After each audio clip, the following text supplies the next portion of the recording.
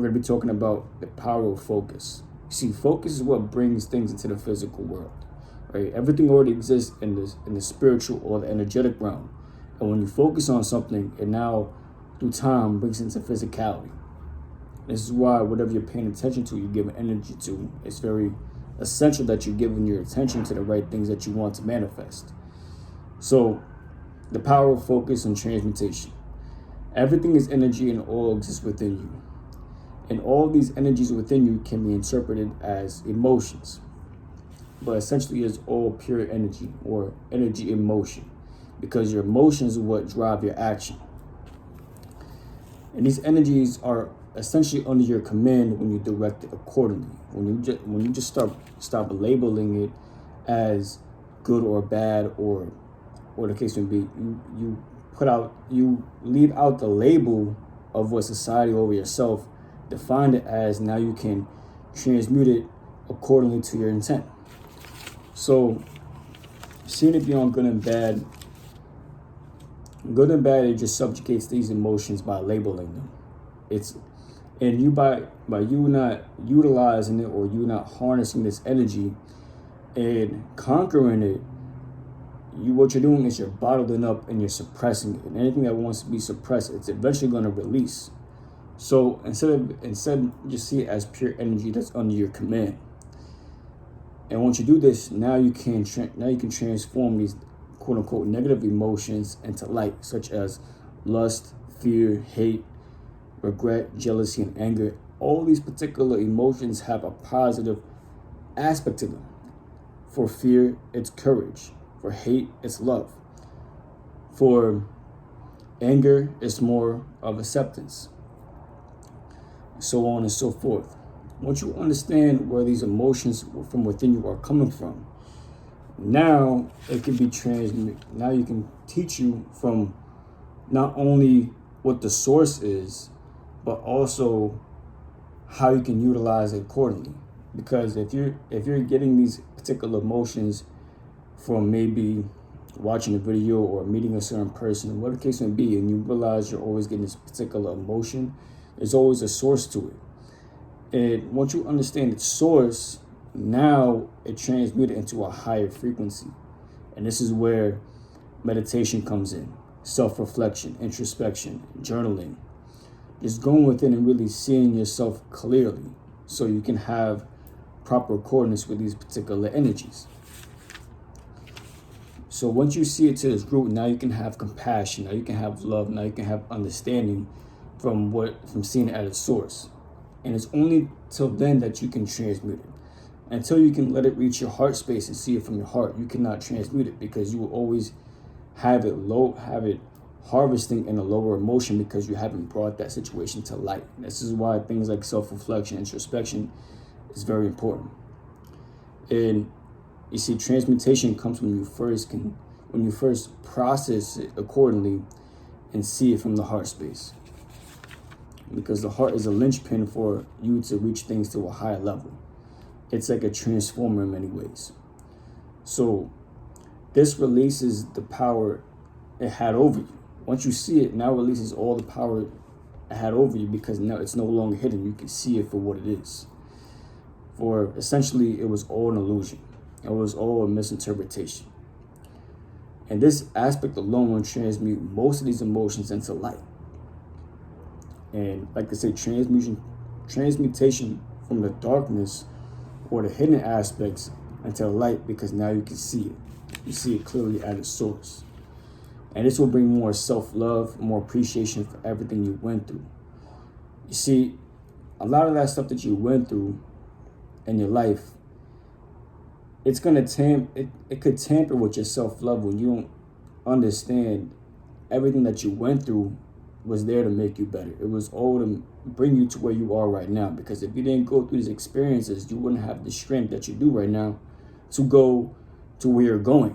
Because the place that you're going is always going to be a better place. It's all about constant growth and elevation. So all those experiences that brought you here, it's only a continuous process of you becoming even more greater. So give thanks for everything, you know. This automatically ignites more of the fire to become even greater. because always celebrate your achievement. Always celebrate your achievements and how far you came, because you made it through to this point, which means a lot. A lot of people didn't make it here, but you did, so good thanks. So gratitude, self-love, appreciation, these energies will make you feel lighter. And your heart has to be lighter than a feather for you even to ascend to higher versions of yourself. This is why in ancient Egypt, the heart was weighed against the feather to see if it was light. If it wasn't lighter than a feather, it would go down and descend. So this is your linchpin, is your heart, keeping your heart light. Practicing gratitude, practicing self-love, appreciation. This raises your energy, and as you raise your energy, you automatically be on that frequency of your higher version of self. So the more regulated you are, the more coherent, the more of a higher ideal time cycle you manifest. For every problem has a solution. And in this case, we're talking about emotions, right? Or what most people name as negative. But every one of these has an antidote. And like I said before, just like fear and courage is a mere reflection of the same thing. It's really one. It's a positive and negative. The negative, obviously, is fear. But courage is the positive, right? That's the one that you want to vibrate on. So whenever you're going into a circumstance where you have fear, you know that in order to navigate it accordingly, you must now have courage. You have to ignite that courage in order for you to conquer that fear. So that's the only way you can conquer an emotion, just as fear, is to face it head on with acts of courage. And there's a great quote from Ralph Waldo Emerson, which says, "Do the thing you fear, and the death of fear is certain." As soon as you do the thing you fear, eventually you no longer fear it. Now you can have fun with it and experiment more, because you got rid of that illusion of the fear, which is false evidence appearing real. And you can only conquer this by facing it head on. Do the thing you fear. Anything you fear means there's a gold mine right behind it, but you have to get behind that dragon. So feel the fear and do it anyways. So for lust, right? The antidote for lust is purpose, right? Putting that sexual energy into your purpose. You see, when you have a lot of a powerful Kundalini energy and a lot of sexual energy, this is not bad if you know how to direct it towards your purpose. But if you don't have an intent, if you're not clear on your purpose or what you want to achieve, by default, it's going to go into lust because it's not being directed accordingly. So now it's going to grow wild. So this is why it's like, in things like semen retention, it's very important for you to master being on your purpose first. It's always good to be on semen retention, harnessing your energy, but you need to have an outlet to put all the energy, because semen retention by itself is not going to do anything for you. It's all about utilizing the energy for your purpose. And now once you do that, now it's going to work more beneficial to you, because you're not waiting for the thing to give you benefits. No, you're using the energy to give you the benefits and making it happen for yourself, right? And this alone will grant you more abundance, with or without it.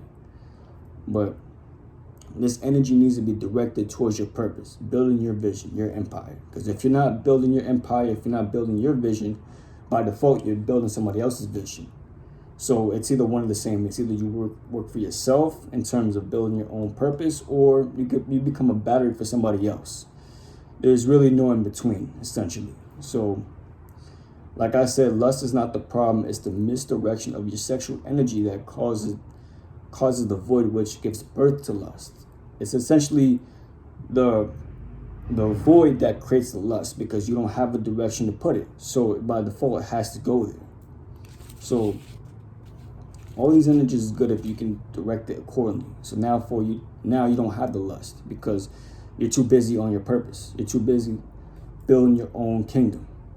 So remember, all these energies are there to serve you. They're under your command. These energies within you are there to serve you. But if you don't direct it accordingly, it will rule you, right? It's like if you don't tame a beast, the beast is going to tame you. right? If you're not in the driver's seat, someone else is, right? If you're not controlling your mind, someone else is. It's the same thing with emotion. So it's all about proper governance of self and self-discipline, having a clear vision of your purpose and where you intend to be, and put all this energy. Creating your reality is always the key.